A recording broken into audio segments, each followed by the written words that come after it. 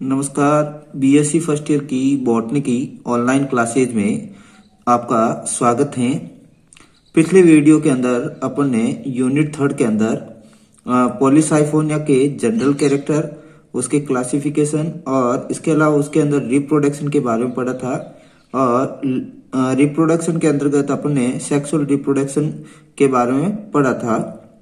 आज के इस वीडियो के अंदर अपन यूनिट थर्ड का जो नेक्स्ट चैप्टर है, नेक्स्ट टॉपिक है, वो लाइकेंस या इनको सेवाक भी कहते हैं, इसके बारे में पढ़ेंगे। तो अपन शुरुआत करते हैं। लाइकेंस या लाइकेंस वर्ड्स फर्स्टली यूज किसने किया और इसके अलावा लाइकेंस होते क्या हैं। तो लाइकेंस है जो शैवाल तथा कवक का सहजीवी संबंध होता है, यानी कि जो एल्गी और फंजाई होते हैं वो सिम्बायोटिक रिलेशनशिप बनाकर सम्मिलित रूप से रहते हैं। तो इन दोनों को सम्मिलित रूप से क्या कहा जाता है? लाइकेंस कहा जाता है। लाइकेंस के अंदर शैवाल घटक को शैवालांश या फाइकोबायोन्ट कहते हैं, जबकि कवक घटक को कवकांश या माइकोबायोन्ट कहा जाता है। अब अपन लाइकेंस के बारे में सबसे पहले जो वर्ड यूज किया था लाइकेंस का, जिसका नाम है थियोफ्रेस्टस। थियोफ्रेस्टस ने ही है जो लाइकेंस वर्ड का फर्स्टली यूज किया था। और आपको पता है कि जो थियोफ्रेस्टस है इनको फादर ऑफ बॉटनी भी कहा जाता है। इसके बाद में म्यूरिसन नामक साइंटिस्ट ने 1699 में लाइकेंस को मस्को फंजाई या मस्को फंगस नाम दिया। फिर स्मिथ ने है जो लाइकेंस को अति अल्प विकसित बहुवर्षीय वायवीय पादप कहा। तो लाइकेंस है जो दो कंपोनेंट से मिलकर बना होता है, फाइकोबायोन्ट और माइकोबायोन्ट। दोनों का जो सिम्बायोटिक फॉर्म होता है वो क्या कहलाएगा? लाइकेंस कहलाता है। अब अपन पढ़ते हैं लाइकेंस के जनरल कैरेक्टर। अब लाइकेंस के जनरल कैरेक्टर में सबसे पहले पढ़ते हैं कि लाइकेंस जो कवक और शैवाल के सहचार्य से बनी संगठित थैलाब संरचना होती है, यानी कि इसकी स्ट्रक्चर भी, प्लांट बॉडी भी कैसी होती है? थैलोइड होती है। फाइकोबायोन्ट यानी कि जो शैवाल घटक हैं वो फोटोसिंथेटिक रिएक्शंस के द्वारा फूड का फॉर्मेशन करते हैं, जबकि माइकोबायोन्ट ये क्या करते हैं, यानी कि कवक घटक मिट्टी से जल का अवशोषण करते हैं और प्रतिधारण का कार्य करते हैं। अगर मॉर्फोलॉजिकली देखें तो लाइकेंस के अंदर थैलस 3 प्रकार के होते हैं: परपर्टी में लाइकेंस, पर्निल लाइकेंस और सुपिल लाइकेंस। फिर जो लाइकेंस के अंदर रिप्रोडक्शन है वो लैंगिक और अलैंगिक मेथड के द्वारा होता है। अलैंगिक जनन है जो बीजाणु द्वारा होता है और ये बीजाणु ओइडियम या पिक्रीडियम बीजाणु हो सकते हैं। फिर लैंगिक जनन है, इसमें जो केवल और केवल कवकी घटक या माइकोबायोन्ट्स के द्वारा होता है। इसके मादा जननांग को कार्पोगोनियम कहते हैं और कार्पोगोनियम है जो 2 भागों में विभाजित होता है। ऊपर वाला जो लंबी बहुकोशी की संरचना होती है उसको ट्राइकोगाइन बोलते हैं, जबकि आधार्य जो कुंडलित संरचना होती है उसको एस्कोगोनियम बोलते हैं। इसका जो नर जननांग होता है वो थैलस की ऊपरी सतह पर सिचुएटेड होता है और फ्लास्क नुमा स्पर्मोगोनियम बनाते हैं। फिर इसका मेल गैमिट को स्पर्मेटियम या अचल पुंगणु कहते हैं।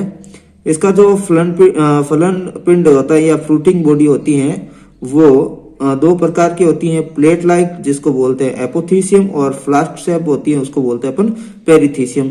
ये होती है इसके अंदर फ्रूटिंग बॉडी। अब इसके अंदर जो एस्कस होते हैं या प्रत्येक एस्कस के अंदर 8 एस्कोस्पोर बनते हैं और एस्कोस्पोर जर्मिनेट होकर कवक तंतु का फॉर्मेशन करते हैं और ये कवक तंतु क्या करते हैं? एल्गी के साथ मिलकर लाइकेंस का फॉर्मेशन करते हैं। अब लाइकेंस की जो ग्रोथ होती है वो बहुत ही धीमी होती है और लाइकेंस है जो लंबे समय तक उच्च तापमान और शुष्क दशा में भी जीवित रह सकते हैं। लाइकेंस के अंदर लाइकेन एसिड प्रेजेंट होता है। अब नेक्स्ट पढ़ते हैं डिस्ट्रीब्यूशन। तो लाइकेंस कहाँ कहाँ पाया जाता है? तो लाइकेंस लगभग विश्व के सभी भागों में पाया जाता है। लाइकेंस के लगभग 400 वंश और 1600 जातियां हैं जो आइडेंटिफाई की गई हैं।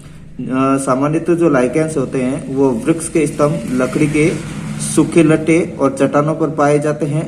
इसके अलावा इनकी जातियां जो आर्कटिक क्षेत्र में भी पाई जाती है, जैसे क्लोडन या रेंजीफेरा।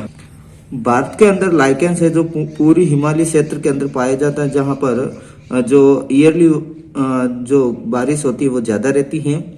भारत के अंदर पाई जाने वाली लाइकेंस की जो स्पीसीज हैं या जातियां हैं वो क्लेडोनिया एग्रीगेटा, ग्रेफिस डुप्लीकेटा, असनिया एस्पेरा और असनिया डाइक्टोमा, ये है जो भारत के अंदर पाई जाने वाली लाइकेंस की कुछ मैन स्पीसीज है।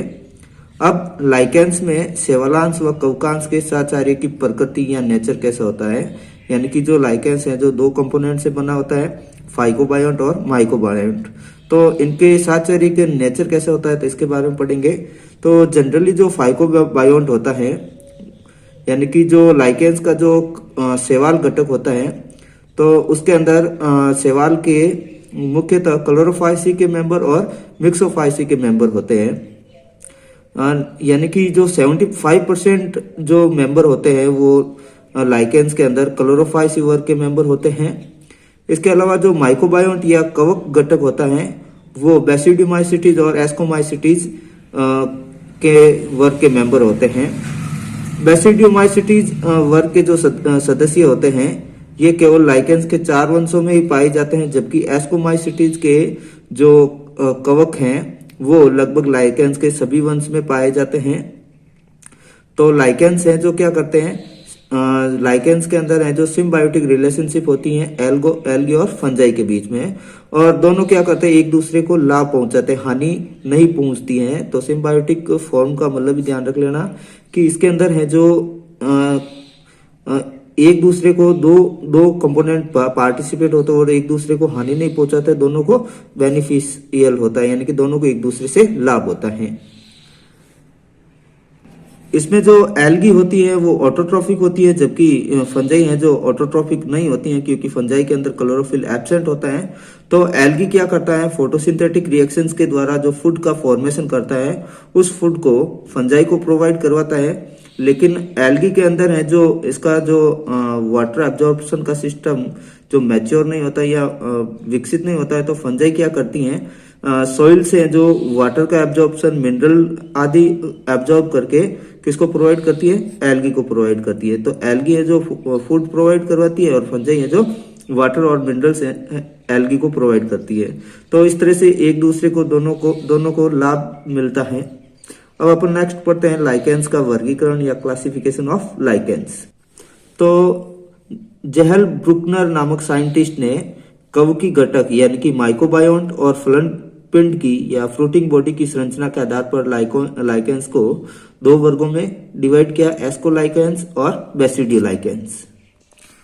एस्कोलाइकेंस के बारे में पढ़ते हैं। तो एस्कोलाइकेंस के अंदर जो माइकोबायोंट होते हैं यानी कि कवकांश या कवक घटक होते हैं वो एस्कोमाइसिटीज वर्ग के सदस्य होते हैं, और इनको फ्रूटिंग बॉडी की संरचना के आधार पर दो भागों में डिवाइड किया गया, जिम्नोकार्पी और पाइरेनोकार्पी।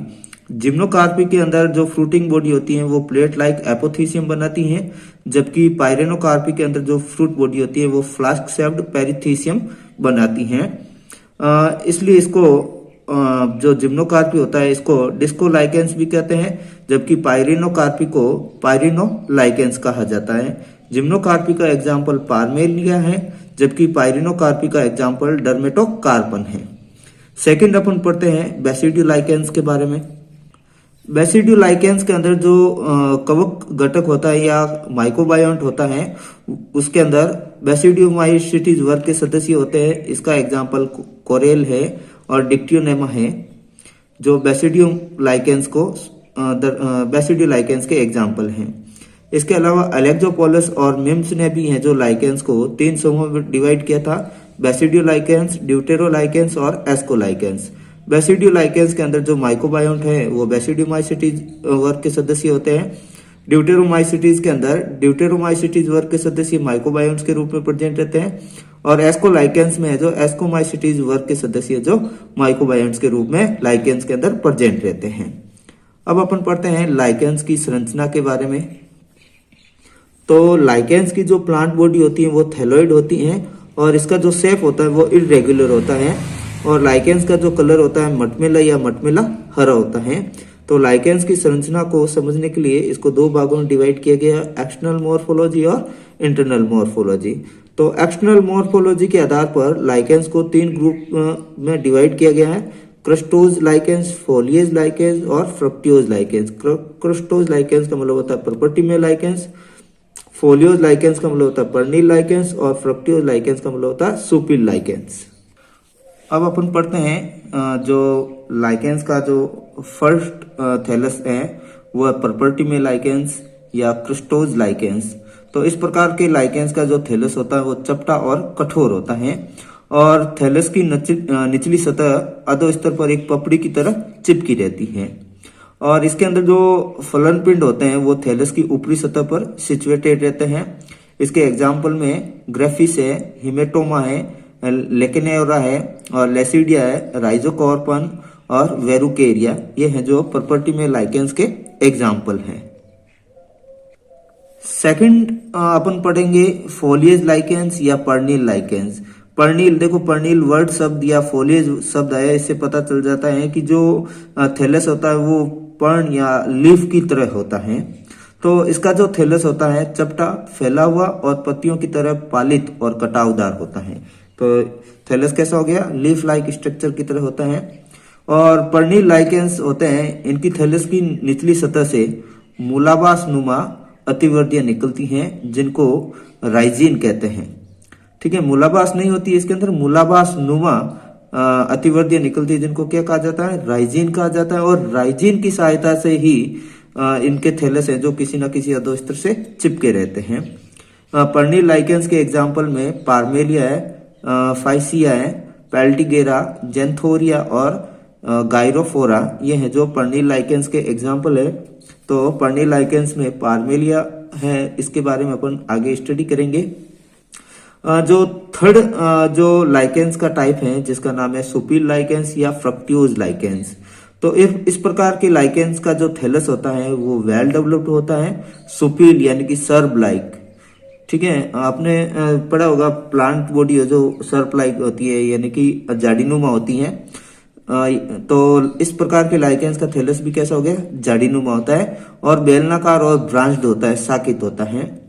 इसके अलावा ये यानी कि ये जो थैलस होता है, थैलस के नीचे आधारित स्लेश डिस्क होती है यानी कि म्यूसिलेजिनस या जिलेटिनियस डिस्क होती है और इस जिलेटिनियस डिस्क के द्वारा ही थैलस है जो अधोस्तर से चिपका रहता है। इसके एग्जाम्पल में अस्निया है, इलेक्टोरिया है और क्लेडोनिया है, ये इसके एग्जाम्पल है। आपके सामने जो डायग्राम दे रखा है, डायग्राम ए है जो पर्पल्टिमे लाइकेंस को शो करता है और इस पर्पल्टिमे लाइकेंस की थैलस की ऊपरी सतह पर जो फलन पिंड या फ्रूटिंग बॉडी प्रेजेंट होती है जिसको एपोथीसिया कहते हैं। बी है जो पर्पल्टिमे लाइकेंस होता है उसके ऊपर पाई जाने वाली फ्रूटिंग बॉडी को शो करता हुआ है। सी डायग्राम है जो ये पर्निल लाइकेंस को शो कर रहा है, तो इसका थैलस है जो लीफ की तरह लोब्ड और कटावदार दिखाई दे रहा है। और जो डी डायग्राम है ये है जो सुपील लाइकेंस के थैलस की स्ट्रक्चर बता रहा है। तो इसमें देखो ये जो लाइकेंस का थैलस है ये ब्रांच्ड है और जाड़ी की तरह इस तरह से साकित है। नेक्स्ट वीडियो के अंदर अपन लाइकेंस की इंटरनल स्ट्रक्चर के बारे में पढ़ेंगे।